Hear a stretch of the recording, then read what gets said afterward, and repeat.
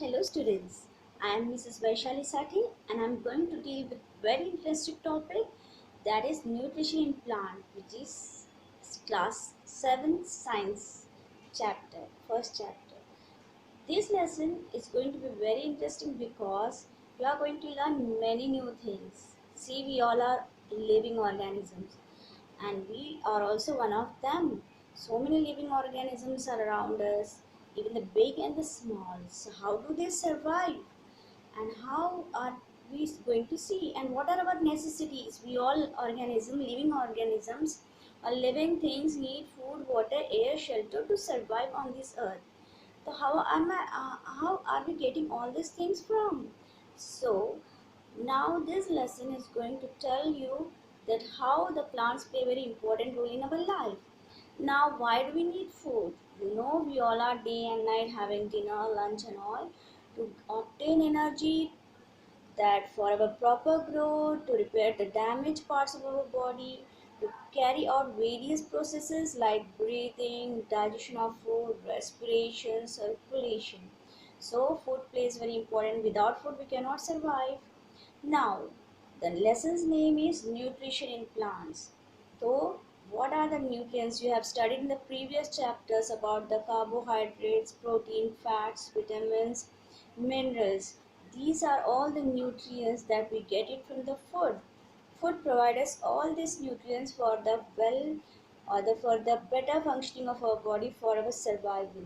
Now let us see what are nutrients. The nutrients can be defined as the mode of taking food by the organism and its utilization by the body. When you eat food, how it has been utilized or how it has been used by the body for the providing us energy to for our growth, for repairing of and for the various functions. So how do we these nutrients help us? Now first of all we are going to see the types of modes of nutrients. Modes means ways of nutrients. The two main modes are the autotrophic mode and the heterotrophic mode of nutrition. Now, what is the difference between these two? So, this autotroph means auto means self and troph means nourishment or to get the food. So, the autotrophs means those organisms who can make their own food. Whereas heterotrophs means like all some of even the plants, some of even plants that you will be studying now, they cannot prepare their food, but they depend on the other organisms for the food. So the plants, especially the green plants, are the autotrophs because they can prepare their own food. Now let us see the difference between these two, autotrophs and heterotrophs.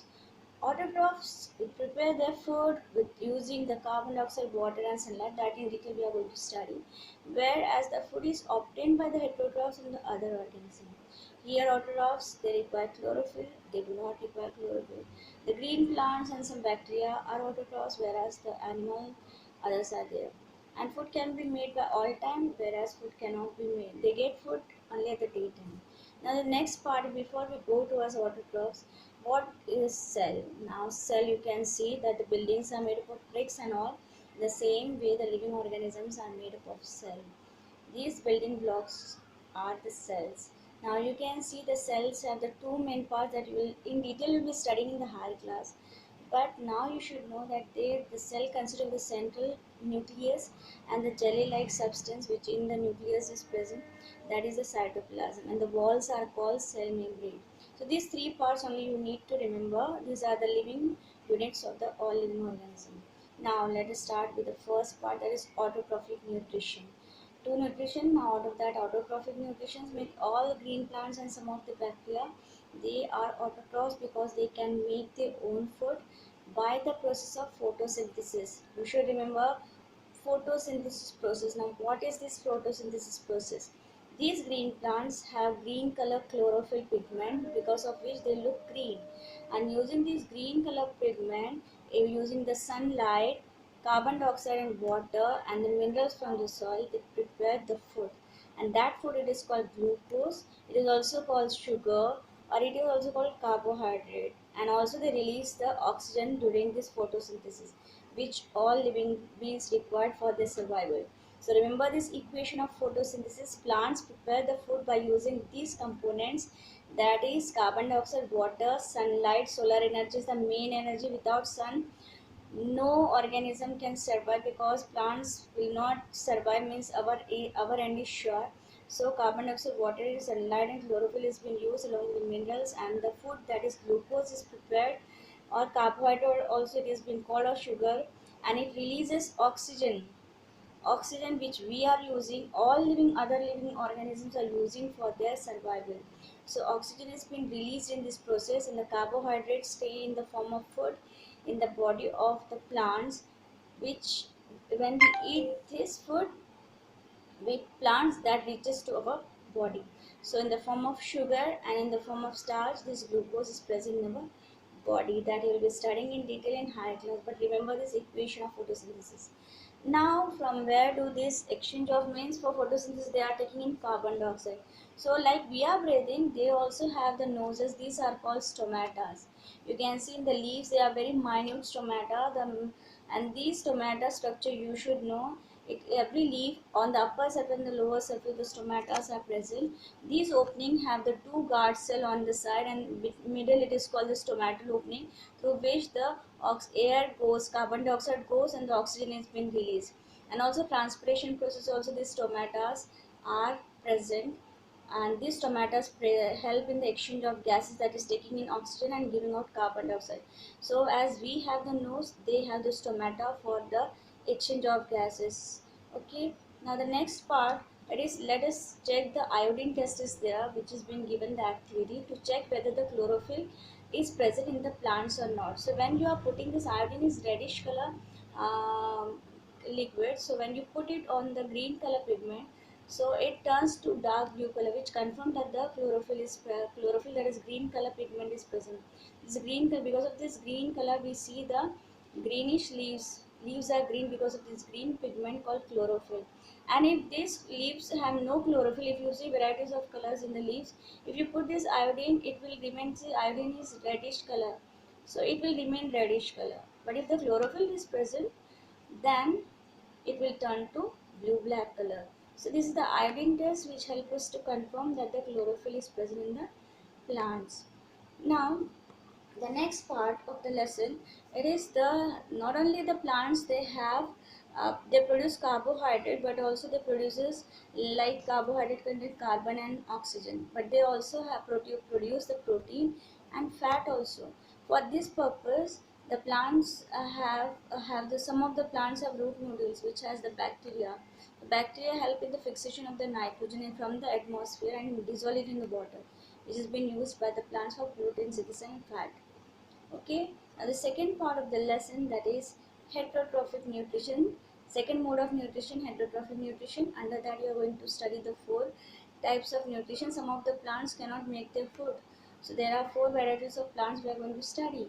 And also this is parasite, insectivorous, saprophytes and symbiotics. You need to pay attention, and also we are going to focus on how nutrients are replenished or regained in the soil. Now the first type of heterotroph is a parasite. You know the mosquitoes, parasites. Mosquitoes suck our blood, so they are the parasites. In the same way, some of the plants also are there.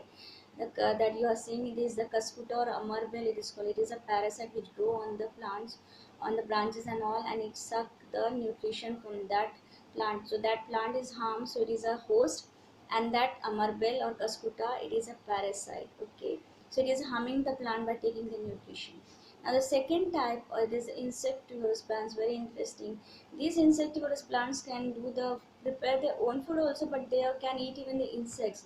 So this Drosera, this peacher plant, and this Venus flytrap.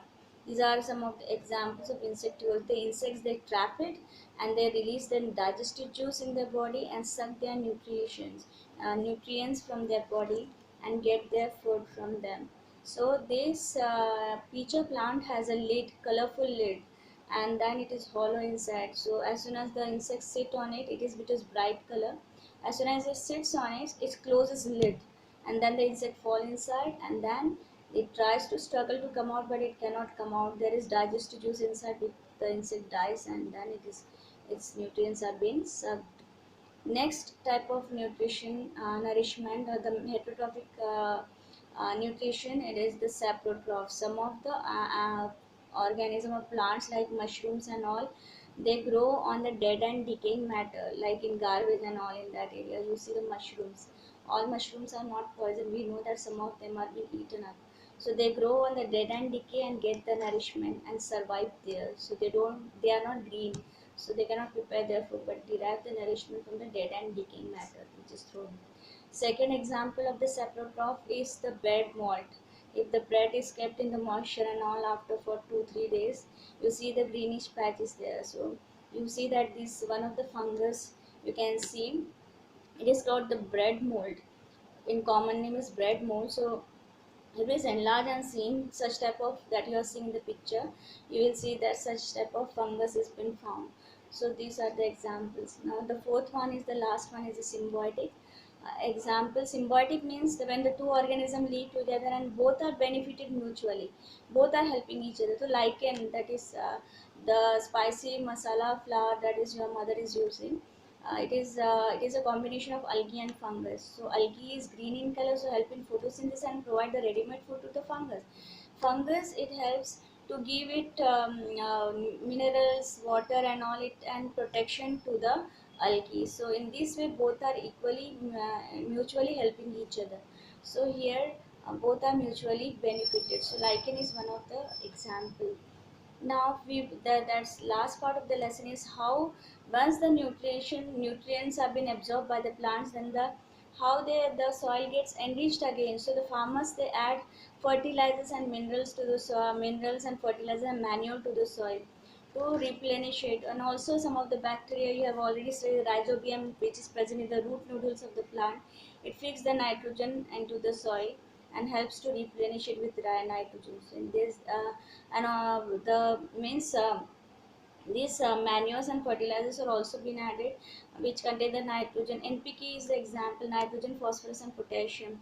So it is been added to enrich the soil for the next crop, so that they should get proper nutrients.